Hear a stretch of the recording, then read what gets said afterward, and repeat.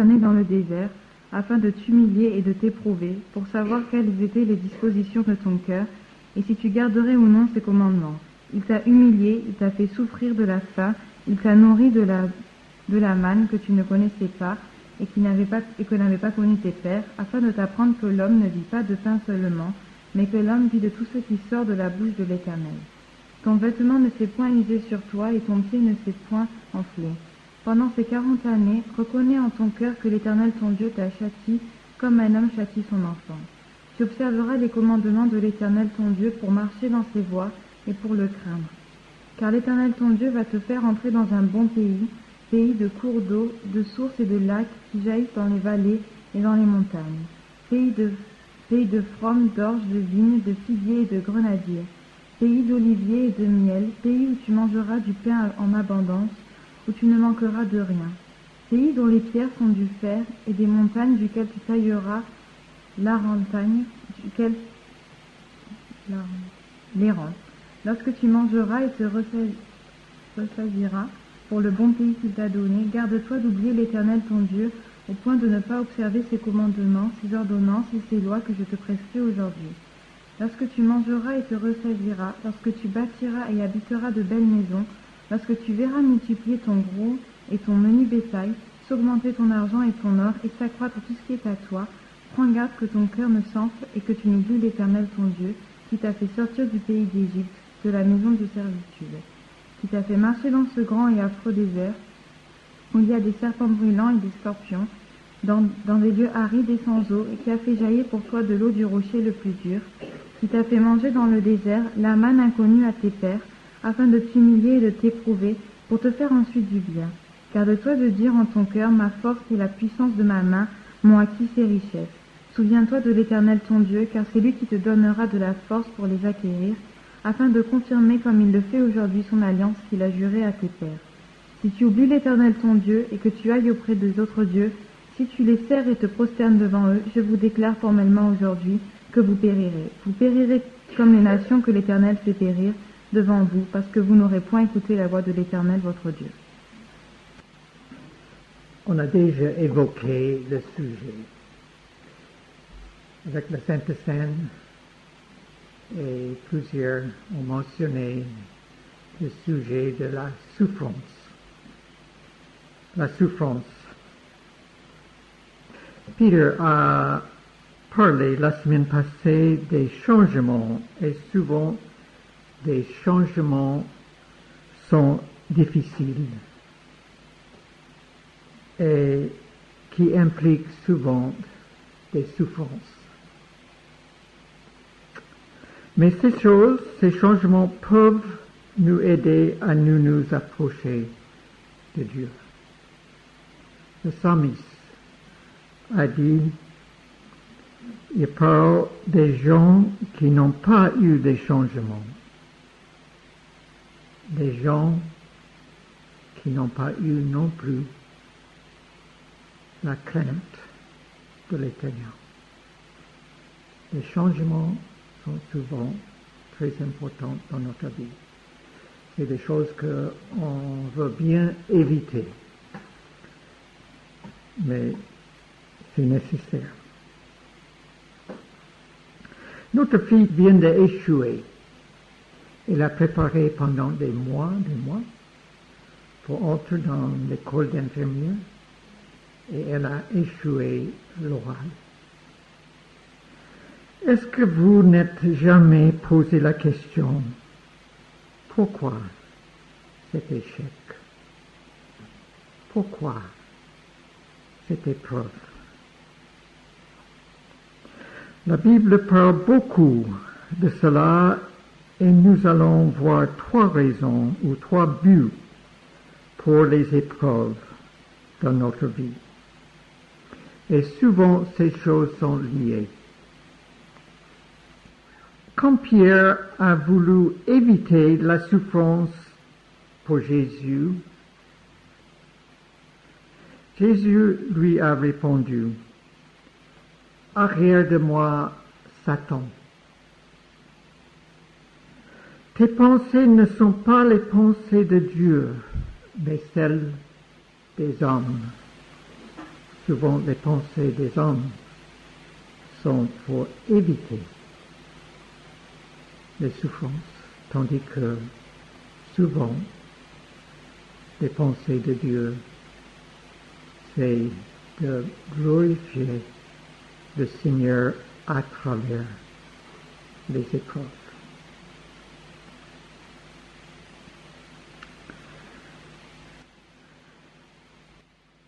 Mais on ne doit pas chercher les souffrances, mais plutôt chercher Dieu et sa volonté.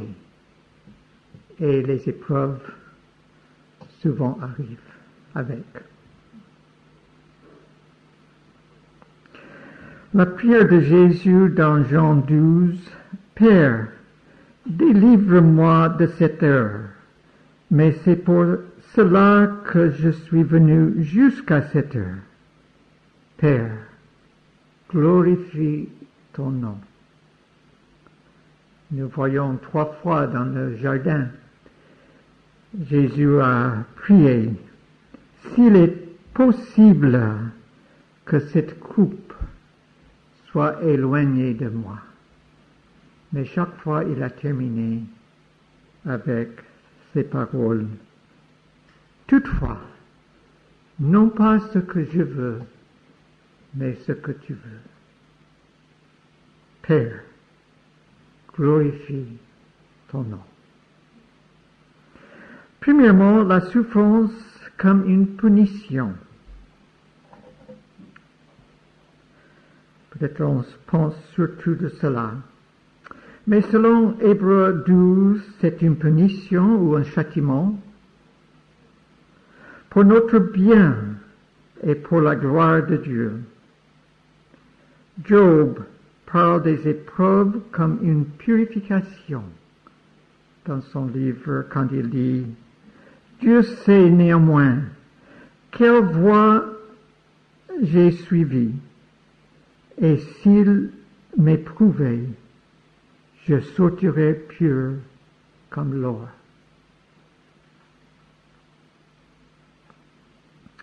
Dans Hébreux 12 aussi, il donne une raison, un but du châtiment, quand il dit « afin que nous participions à ta sainteté ». Ça, c'est un but des épreuves, pour que nous puissions participer à sa sainteté. Et nous avons une belle promesse dans 1 Pierre 4. Celui qui a souffert dans la chair, on a fini avec le péché. Quelle promesse!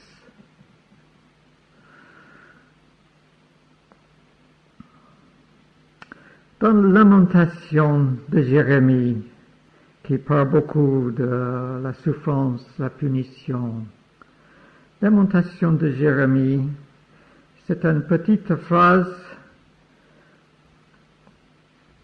que le pasteur John Piper a souligné dans un de ses messages.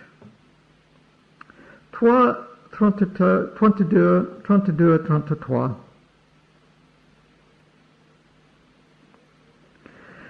Mais lorsque il afflige, lorsque Dieu afflige, il a compassion selon sa grande miséricorde, car ce n'est pas volontiers qu'il humilie et qu'il afflige les enfants des hommes. Ce petit mot, pas volontiers, selon Piper, dans sa recherche dans l'hébreu, veut dire cela ne vient pas de son cœur. Ce n'était pas son désir de faire cela. On voyait les afflictions, même des fois si c'est nécessaire. Et le prophète Ézéchiel dit presque la même chose. Ce que je désire, dit le Seigneur, ce n'est pas que le méchant meure, c'est qu'il change de conduite et qu'il vive. Dieu veut toujours notre bien et toujours sa gloire.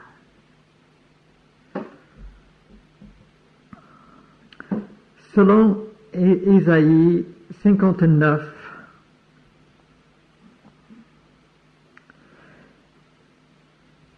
les échecs et les épreuves ne sont pas parce que Dieu manque de la puissance pour délivrer. Dans Ésaïe 59, verset 1, Dieu dit non. La main de l'Éternel n'est pas trop courte pour sauver, ni son oreille trop dure pour entendre. Mais ce sont vos crimes qui mettent une séparation entre vous et votre Dieu. Ce sont vos péchés qui vous cachent sa face et empêchent de vous écouter. Oui, souvent, c'est à cause de nos péchés. Mais ce n'était pas toujours le cas. Ce n'était pas toujours le cas. Comme Jésus a dit dans Jean 9, quand les disciples ont posé la question, pourquoi cet aveugle? Est-ce que c'est à cause de ses péchés ou même les péchés de ses parents qu'il est né aveugle? Jésus a répondu, ni l'un ni l'autre. Ni l'un ni l'autre. C'est afin que les œuvres de Dieu soient manifestes en lui.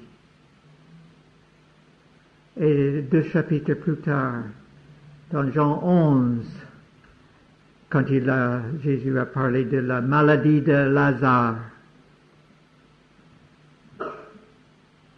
c'est pas pour la mort, mais c'est pour la gloire de Dieu. L'exemple de Job, même si ses amis ont accusé de sa souffrance, c'est à cause de ses péchés. Mais ce n'était pas du tout le cas pour Job. Deuxièmement, la souffrance comme pour notre perfection, notre formation. Paul dit à Timothée, souffre avec moi comme un bon soldat de Jésus-Christ. Une formation. Dans le psaume 119, 67, avant d'avoir été humilié, je m'égarais. Maintenant, j'observe ta parole. Jacques dit une chose étonnante dans son épître. Mes frères, regardez comme un sujet de joie complète les diverses épreuves auxquelles vous pouvez être exposés, sachant que l'épreuve de votre foi produit la patience. Et Paul dit la même chose dans Romains 5, l'affliction produit la persévérance. J'aime beaucoup ce mot produit. J'ai planté 6 raisins, vignes, des raisins sans pépins dans le jardin. Ça c'est peut-être 7-8 ans. Et j'attends qu'ils produisent quelque chose. Il n'y a pas grand-chose. Il y a beaucoup de vignes. On n'est pas là pour chercher les vignes. Mais beaucoup de vignes, les sarments, mais 2 petites grappes de raisins cette année. Pas grand-chose. Oui, produire ces choses qui viennent dans notre vie, c'est pour produire quelque chose. Et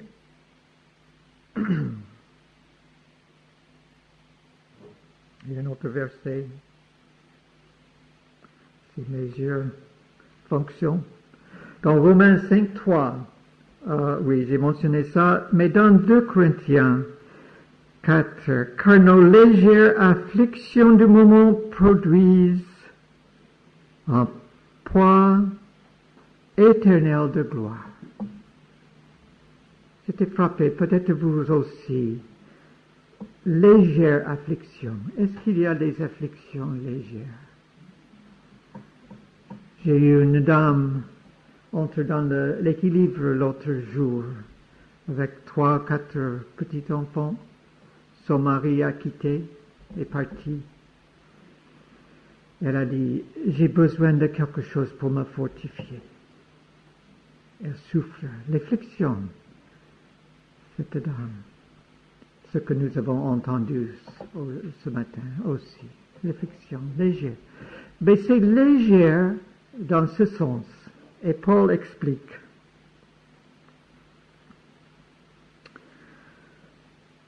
Dans Romains 8, 18, j'estime que les souffrances de moment présent ne sont pas dignes d'être comparées avec la gloire qui vient. Dans ce sens, toutes ces épreuves sont légères, n'est-ce pas, en comparaison à la gloire à venir. Et finalement, la souffrance comme une préparation pour recevoir les bénédictions. Oui, toutes les souffrances, dans un sens, c'est une préparation pour le ciel, pour les vraies bénédictions, n'est-ce pas? Dans Deutéronome, ce que nous avons entendu déjà, qui t'a fait manger dans le désert la manne inconnue à tes pères, afin de t'humilier et t'éprouver pour te faire ensuite du bien.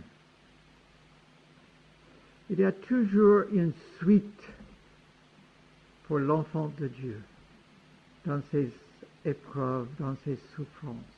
Toujours une suite. Comme le psalmiste dit, les pleurs arrivent le soir. Ce n'était pas pour toujours. Le matin arrive quoi? Allégresse, la joie.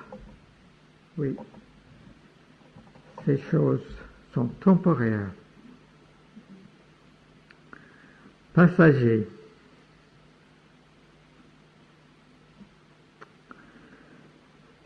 Le témoignage de Paul dans 2 Corinthiens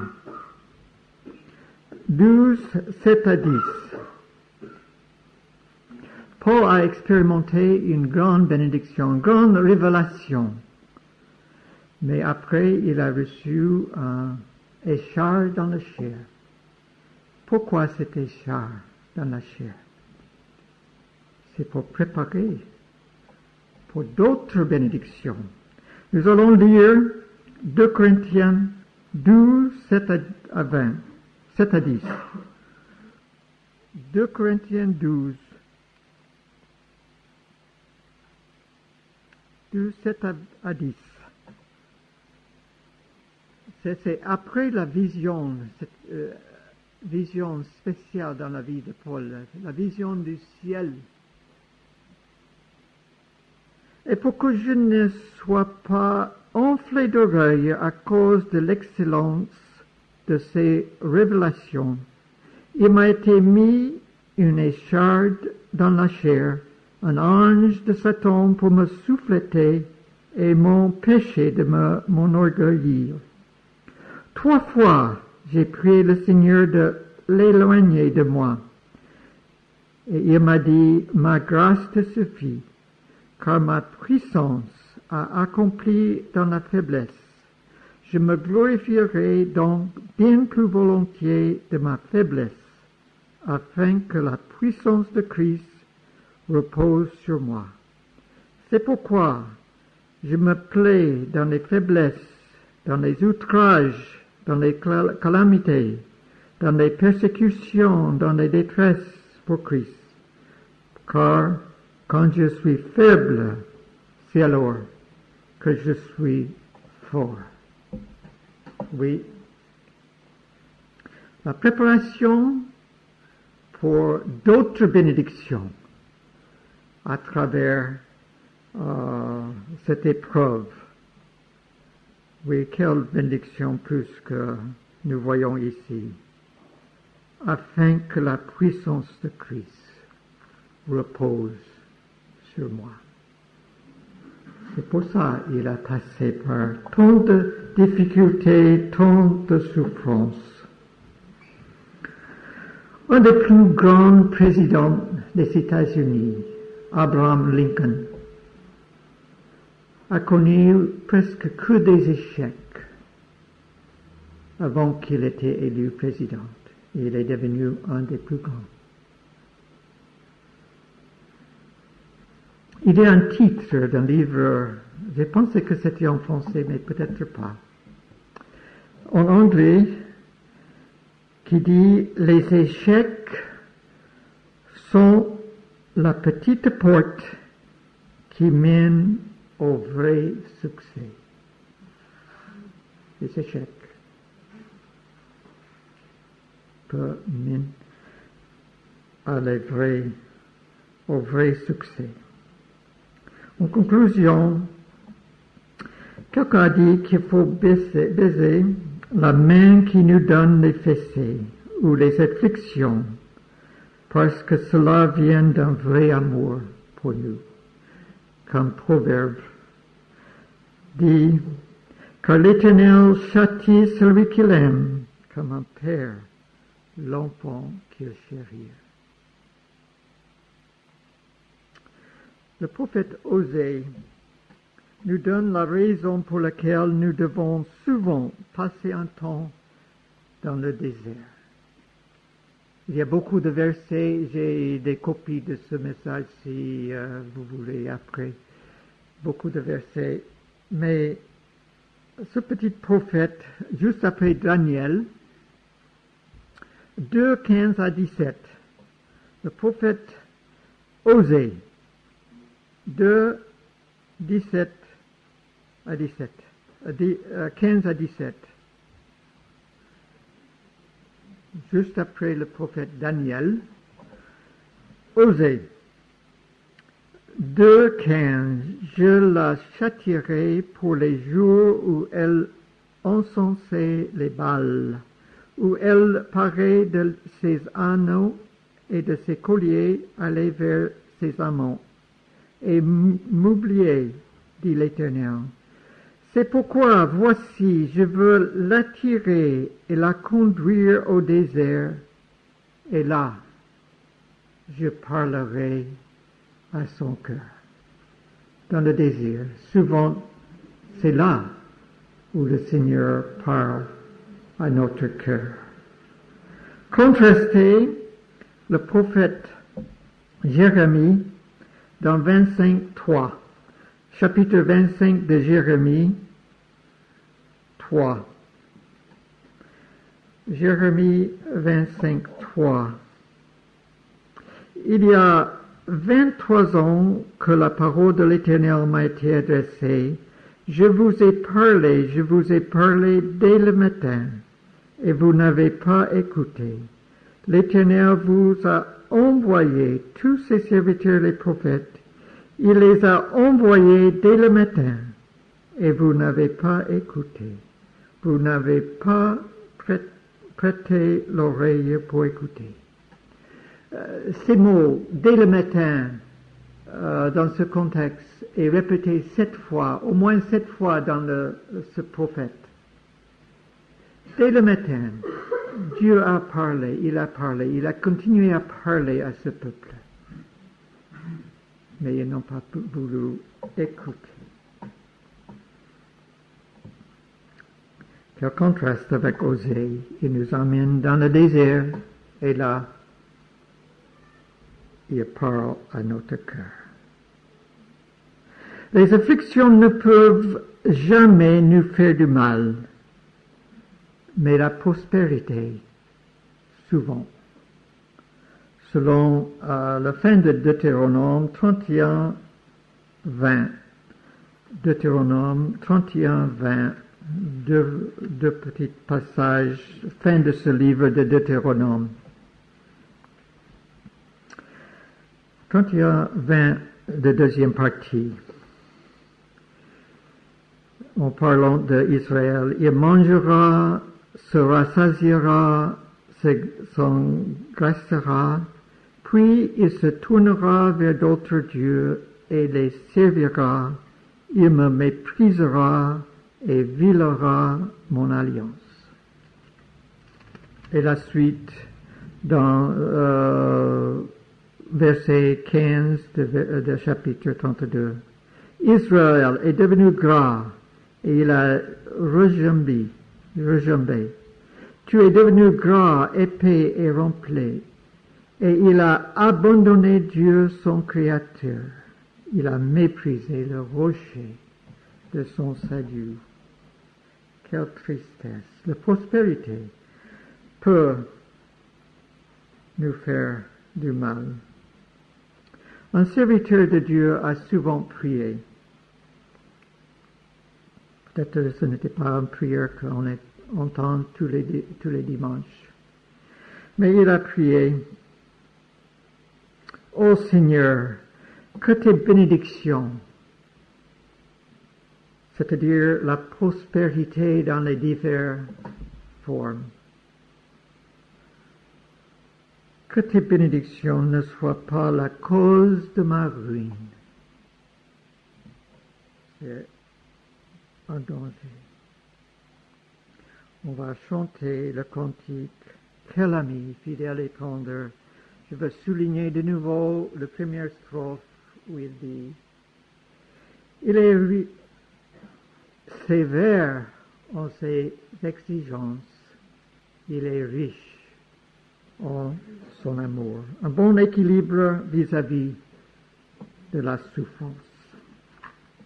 Le cantique 150. Quel ami, fidèle et tendre.